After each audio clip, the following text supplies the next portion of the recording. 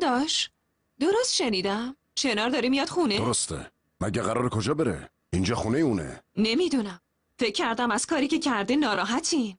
هیچ کدوم از ما از ازدواج چنار با اون دختر خوشحال نیستیم. هیچ کدوممونم این ازدواج رو قبول نداریم. پس قرار اتفاقات مهمی بیفته. خواهش میکنم تو این مسئله دخالت نکن ریحان. شوهرت درست میگه ریحان. نجیب خان هر چی که لازم بود و گفت. کسی حق نداره به این دختر بی احترام میکنه. آره، اما قرارم نیست به عنوان عروسمون بپذیریمش. البته مؤدبانه. این تابلو قراره همینطوری بمونه؟ آره ریحان، اون ملافه رو از رو تابلو بردار. اما عروس چنار داره میاد خونه. ما خودمون میدونیم که کی داره میاد اینجا. اگه میاد اینجا خب باید این هم ببینه. ریحان، به مروت بگو این تابلو رو فوراً وصل کنه به دیوار.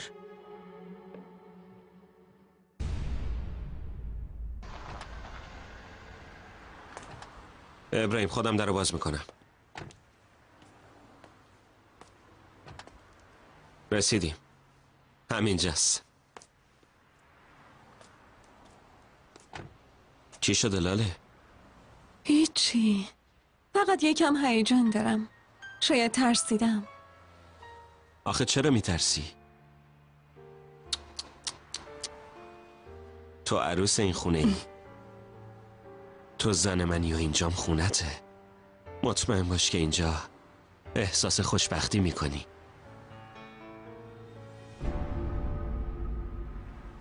یکم آرومتر برو. صبر کن.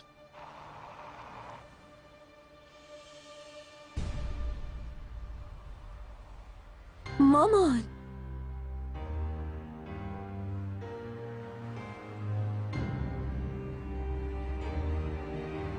بریم.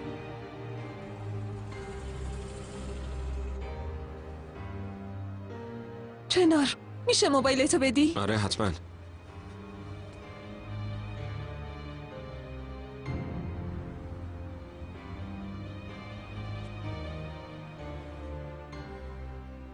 الو مامان، معلومه داری چی کار میکنی لاله؟ اونا به خانواده ای ما نمیخورن. آخه چطور تونستی پنهونی ازدواج کنی؟ مامان خواهش میکنم لطفاً به حرفم گوش کن. چرا؟ نمیفهمی که زندگی تو نابود کردی؟ زندگی آینده تو جهنم کردی. تو هرگز نمیتونی با اون خانواده زندگی کنی. خواهش میکنم مامان. اومدن. یوسف تو برو تو اتاقت. خب منم میخوام عروس رو ببینم. این عروس مثل عروسای دیگه خانواده نیست. اگه اینطور بود میذاشتم تو هم پیش ما بشین.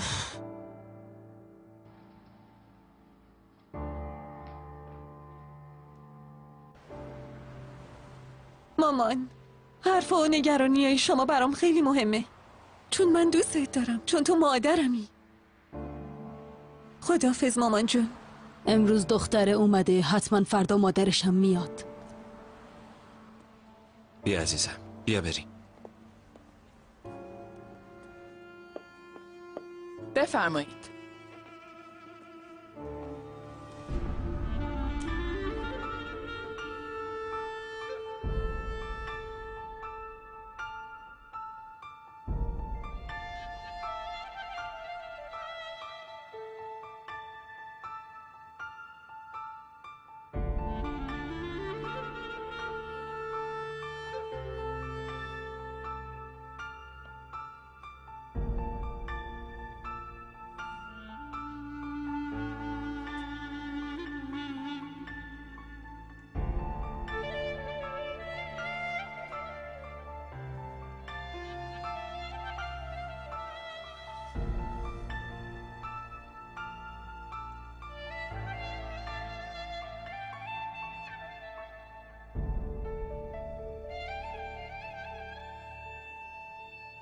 خوش اومدی چنار. مرسی، خیلی ممنون. خوش اومدید. ممنون. خوش اومدی. عروستون رو آوردم. لاله.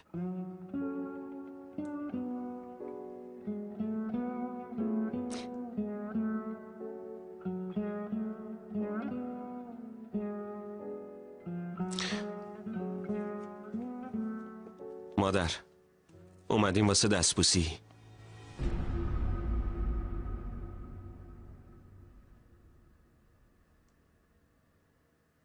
من ازدواجی که راضی نباشم و قبول نمی کنم.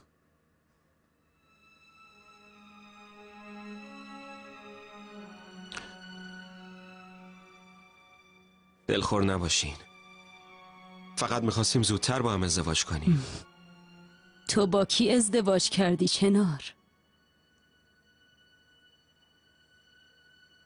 من عکس این خانمو قبلا تو روزنامه دیده بودم؟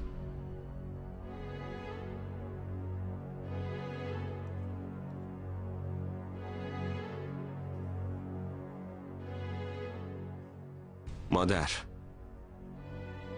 خواهش میکنم.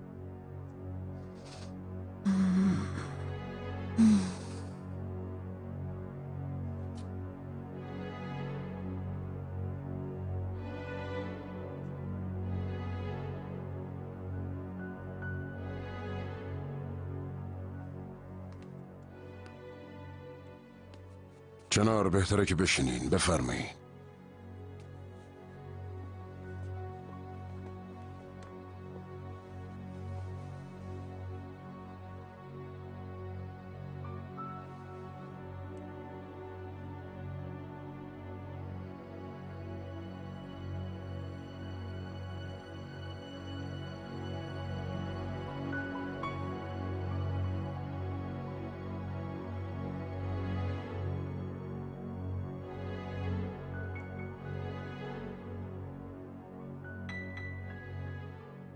مادرت حق داره،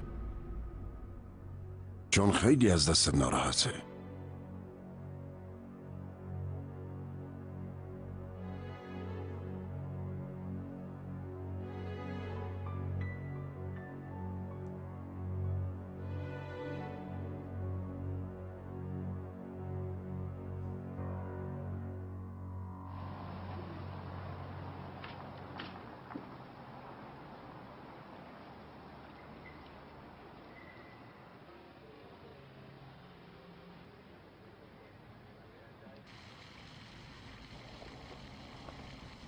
ممنون. تا یه ساعت دیگه خداحافظ.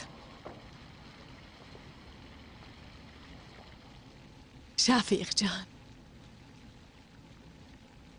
تو هر روز خوشگل و جوانتر میشی. خیلی خوشحالم که میبینمت. منم همینطور. برنزه شدی. رفته بودی دریا؟ بودروم بودم. تازه کرم و یشیمم دیدم. یشیم دختر خوشگل و جذابی شده. بهت قوله نهار داده بودم و اومدم. خیلی خوشحالم کردی. با اینکه میدونم خیلی کار داری و گرفتاری، اما از اینکه دعوتمو قبول کردی ممنونم. نگو.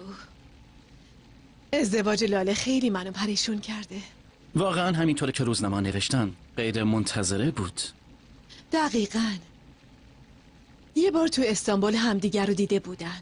حتی لاله میگفت که اصلا از چنار ایلگاز خوشش نیومده. بعدش هم تو بودروم همدیگر رو میبینن. فکر کنم عاشق همدیگه شدن. آره، منم همین فکر رو میکنم. اما خب سریع ازدواج کردنم کار درستی نیست، چون که ازدواج فقط خواستن دو طرف نیست. در واقع دوتا خانواده دارن با هم ازدواج میکنن. سنت، فرهنگ، ادب. در ازدواج عشق یه طرف قرار میگیره و بقیه چیزا طرف دیگه. این حرفا رو ول کن. واسه خوشبختی عشق کافیه. مهم اینه که عشق یه عشق پاک باشه. بس کن شفیق. عشق جز رنج و عذاب چی واسه آدم داره؟ اما من امروز میخوام تو این رنج رو برام جبران کنی. خب چنار، بودروم خوش گذشت؟ خوب بود، اما حیف که زود برگشتیم. همش کنار دریا بودیم. یعنی کنار دریا ازدواج کردین؟ پس ازدواجتون ثبت نشده. ازدواج ما ثبت شده و قانونیه. لاله همسر منه. همیشم خواهد بود. لطفاً شما اینو قبول کنین. خب چرا بی خبر از ما و پنهانی این کار کردین؟ نکنه ما مترسکیم؟ عمو جان، خودتون میدونین که چقدر برای من عزیزین. روحش شاد. من شما رو اندازه پدر خدا بیامرزم دوست دارم. حتی همیشه میگم که شما منو مثل پسر خودتون بزرگ کردین. و از اون خدا بیامرز بهم نزدیکتری. درسته. تو هم خیلی خوب جواب زحمات ما رو دادی چنار. میدونم دلتون شکسته. ما هم برای رفع همین دلخوریا اومدیم. تو واسه ازدواجت از ما اجازه نگرفتی. چطور انتظار داری قبولش کنیم؟ عروستون همینجاست، برای دستبوسی اومده عمو جان. مگه شما بزرگتر ما و این خانواده نیستین؟ حق با عموت چنار.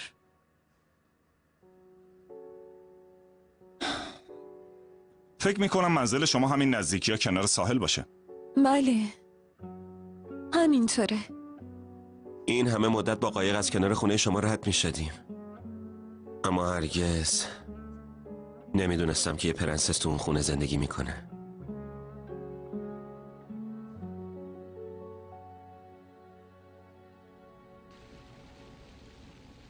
شفیق جان، این که گفتم میخوام فوراً ببینمت به خاطر این بود که امروز یا فردا مامورای اجرایی دوباره میان سراغمون. به کمکت احتیاج دارم. میدونم همه چی خیلی سریع اتفاق افتاد.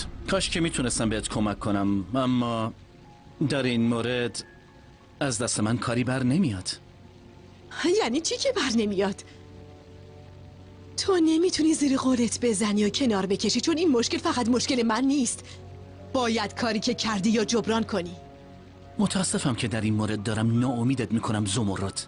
بین ما یه چیزی بود، درسته، اما تموم شد.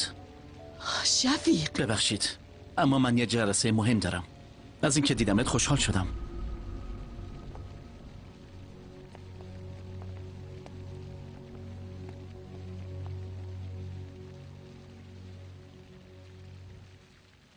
همونطور که گفتم همه چیز سریع اتفاق افتاد. اگه میدونستم روزنامه ها بو میبرن خودم زودتر همه چیزو بهتون میگفتم.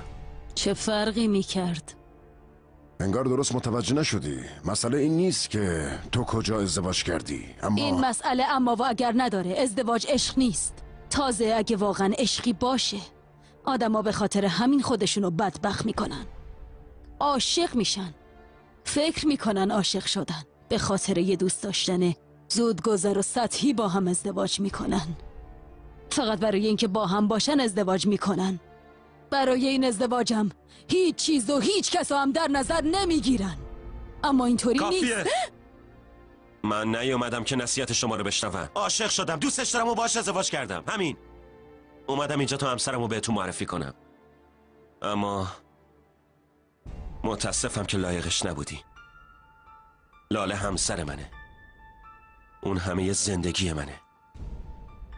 اگه میدونین معنی ازدواج چیه، پس میدونین چطور باید برخورد کنین. کجا؟ وقتی با همسرم اینطوری برخورد میکنین انتظار دارین من با اون تو این خونه بمونم؟ ما میریم.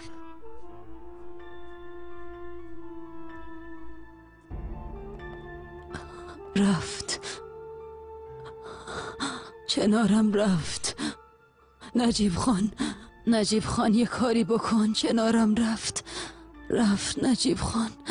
چنارم رفت.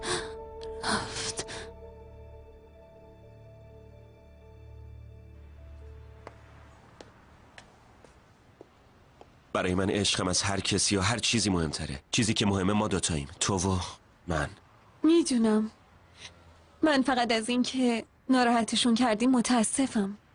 حتی نسبت به خودم حس خوبی ندارم. هیچ وقت خودتو ناراحت نکن. واسه من فقط تو مهمی. خب حق دارن ناراحت باشن چنار. نباید اینطوری میشد.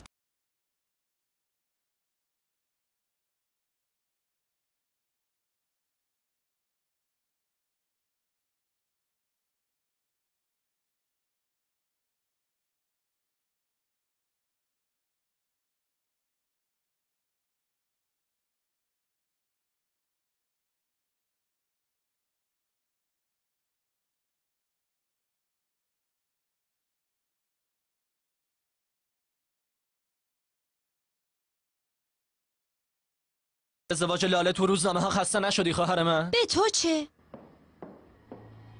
اکرم خان، مأمور مصادره اموال اومده. مصادره اموال؟ میخوان شما رو ببینن. میخوان اموالمون رو مصادره کنن. بالاخره مصیبتی که منتظرش بودیم سرمون اومد.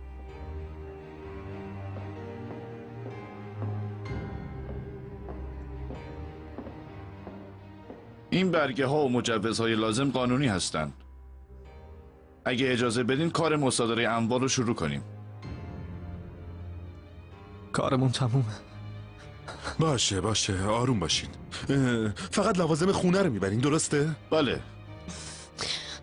دایی مامانم خبر داره؟ الان بهش خبر میدم.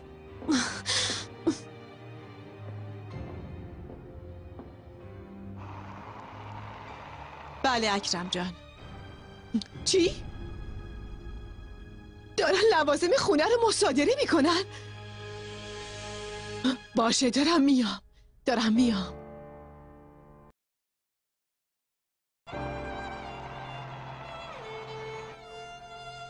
برو خونه. نابود شدم. میخوای چی کار کنی زمرد؟ میخوای بری توی آپارتمان فسقلی؟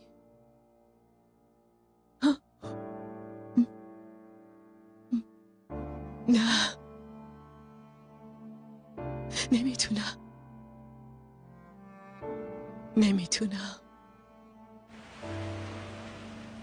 فعلا میریم یه جا رو اجاره میکنیم.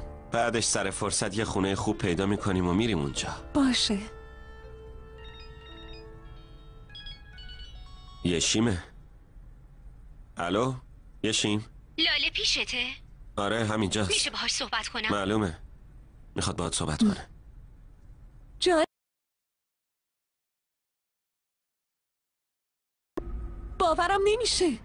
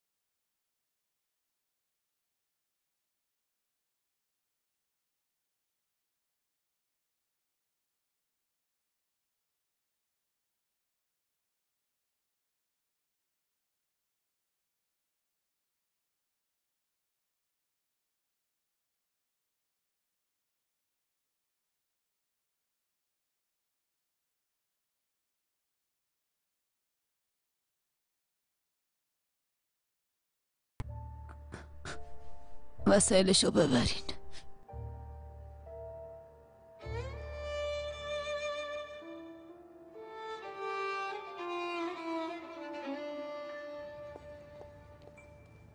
اموال خانواده تاشگیران رو مصادره کردن. هزینه‌اش اصلا مهم نیست. فقط بهم بگو چطوری میشه حلش کرد. میتونیم بخشی از سهام شرکت رو منتقل کنیم. برای این کار حتما باید هیئت مدیره رو با خبر کنیم. باید بگم که در حال حاضر نه. گفتین که بحث مالیش مهم نیست، اما این پول خیلی زیادیه. شما به اینش کار نداشته باشین. هر کاری که لازمه انجام بدین. وقتی همه کارهای اداری رو انجام دادیم بهم خبر بدین تا برگه رو امضا کنم. زودتر. هر طور شما بخواین چنار خان.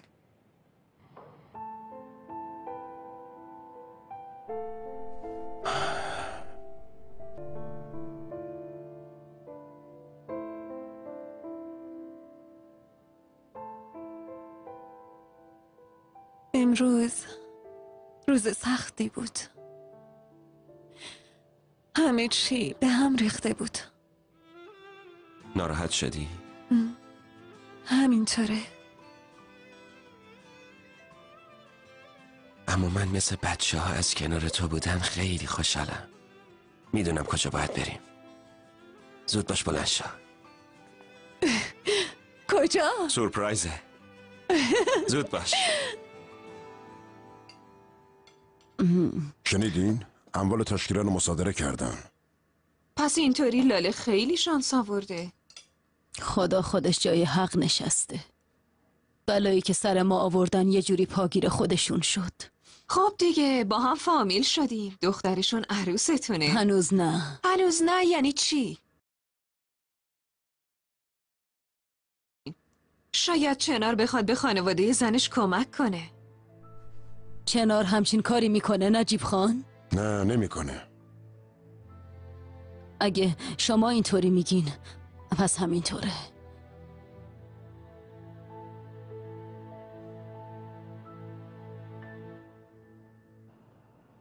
دیگه نمیخوام جلوی مامورای مصادره اموال ازدواج کنی. هرچی شما بگین قربان.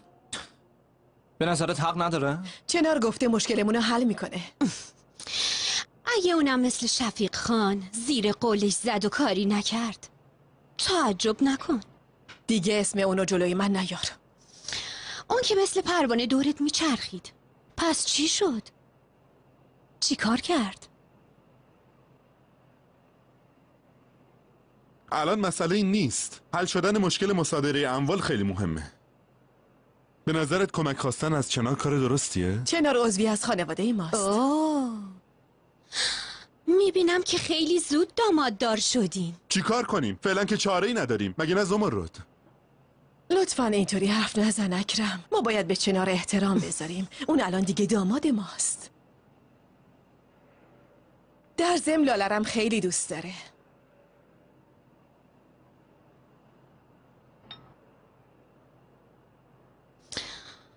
از کجا فهمیدین؟ من میفهمم. خب کرم زود باش بیا بریم. باشه. با خبرنگارا یک کلمه هم حرف نمیزنین. نه در مورد ازدواج لاله و نه در مورد مصادره اموال. فهمیدیم. لام تا کام حرف نمیزنیم اصلاً.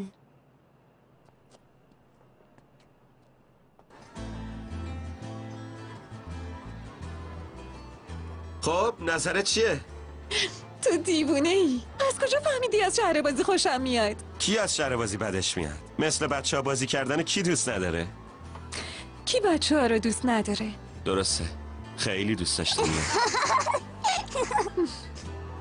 خانواده منم خیلی بچه دوست دارن. قبلا هم بهت گفته بودم. شرط من اینه که باید یه چنار کوچولو واسه مادرم بیاری. خب اگه این شرط رو به جا بیاریم ما رو میبخشن چنار؟ ما این شرط رو به جا میاریم اما نه واسه اینکه کسی ما رو ببخشه عزیزم. پس چی کار کنیم؟ خانوادت نمیخوان ما رو ببخشن. اینطوری نمیشه. تا زمانی که مادرم تو رو به عنوان عروسش قبول نکنه کوتاه نمیام. خیلی لجبازیه. لجبازی خوب نیست. آدم باید کوتاه بیاد. اما مادرم از من لجبازتره. من کینه و دشمنی رو دوست ندارم چنار. چطوری میخوای این وضع تغییر بدی؟ نگران نباش. همه چیز درست میشه. حالا بگو ببینم اول سوار کدوم بشیم؟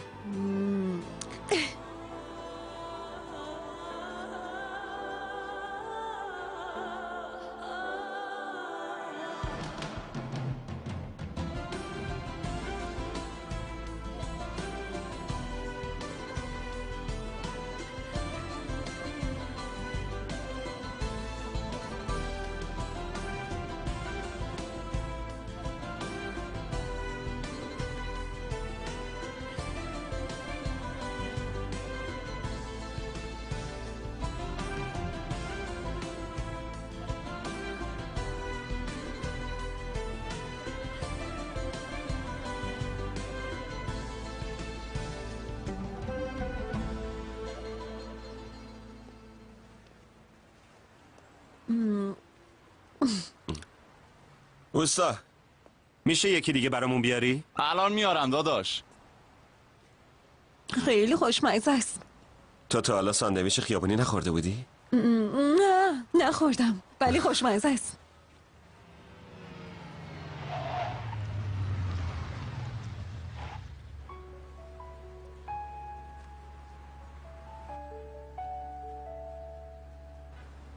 اون آقا داماد نیست؟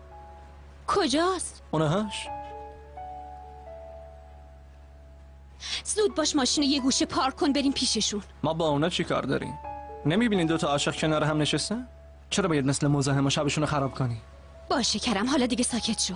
حالا تو چرا انقدر بهت بر میخوره؟ باید نذر کنیم که یه چنارم برای تو پیدا بشه. ها حرف نزنی نمیگن لالی. پس زنگ بزن لاله بگو که دیدیمشون. باشه تو رب یا فورا.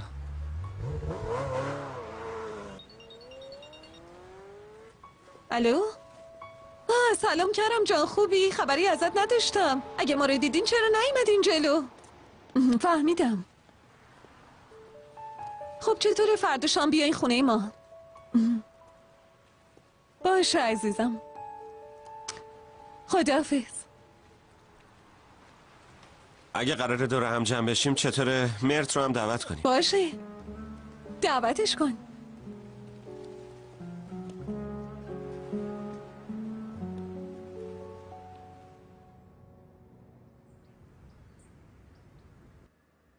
لکه این لباس پاک نشده.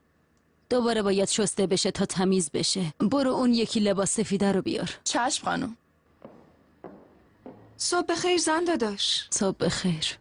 از حالا میخواین واسه مهمونی عصر حاضر بشین؟ ای بابا همه واسه مهمونی به خودشون میرسن. مگه تو نمیای؟ من نمیتونم بیام خیلی کار دارم. اما ممکنه امروز زمر و تاشکیرانم بیاد. میاد که میاد. آره اون روز تو شو لباس داشت میگفت که این هفته باید به این مهمونی بیاد. پس مراقب باشین زن داداش. بهتر از اون زن دوری کنین. ممکنه یه حرفی بزنه. فکر میکنی من اونقدر بی تجربم که اون زن تازه به دوران رسیده جلوم قد علم کنه؟ خانم همینو میپوشم.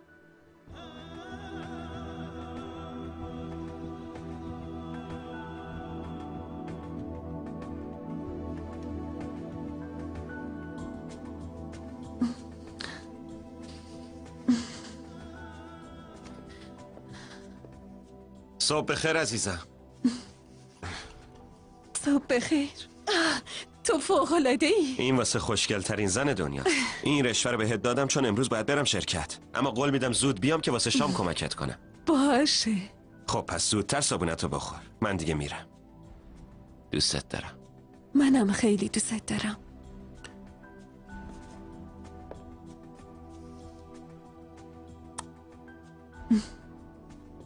نوش جونت.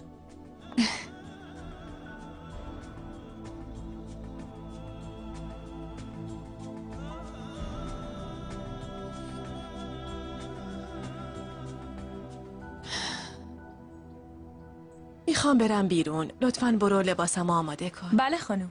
کجا میخوای بری؟ به یه مهمونی عصر با حضور احتمالی اقبال خانم. امان از دست تو. از کی تا حالا با اینجور آدم ها رفت آمد میکنی؟ تو با اونا چی کار داری؟ اصلا نمیخوام فرصت آشنایی رو از دست بدم. آخه از این کار چی عایدت میشه خواهر؟ هیچی.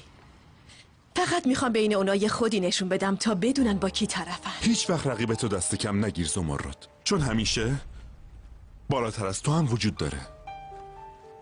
اینو یادت نره.